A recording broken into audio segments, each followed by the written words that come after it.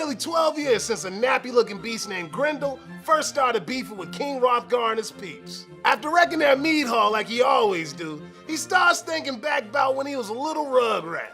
Tired of hearing his mama say duel all the time, this lonely-ass thug decided to see what's good in the upper world. After getting stuck in a tree, Grendel tried to conversate with some humans rolling by, but they don't understand a damn word he say. So Grendel's mama gotta step up, get crunk on them humans, and save his ass. Later, G Diddy watch a blind fool called the Shaper lay down some next-level rhymes talking up the Danes of old like they all righteous. Even though he know the Shaper spitting lies, he wanna believe it's the truth. Grendel runs up on that mead hall begging for peace and hugs, but all them Danes see is a big fugly monster screaming nonsense. So they whip out their chrome and chase him away.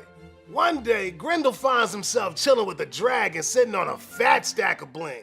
The dragons say the world's a meaningless mechanical void, and human beings, especially the Shaper, just trying to fill that void with pretty bullshit.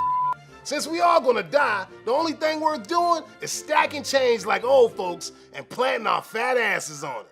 Later, 14 geeks led by Beowulf drop in on the land of the Danes. When Grendel peeps game at Wolfie, it seems like his words don't fit his mouth. The f***? There's something shady about this thug here.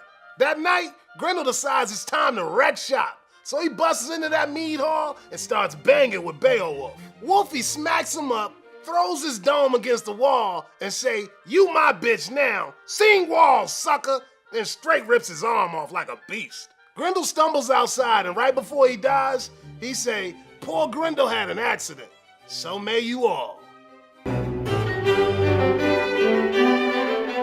Now if you ain't already in the know, Grendel's the same gnarly beastie from the epic poem Beowulf. Except in Gardner's work, we hearing the story from Grendel's perspective. And he one wicked smart G, man. Grendeezy's so slick that none of the animals in his hood can keep up. Even his own mama don't understand him. And since them punk-ass humans ain't nothing but a bunch of violent haters, Grendel feels like he's all alone. Matter of fact, when Grendel gets stuck in that tree, he decides there ain't nothing in this world except him.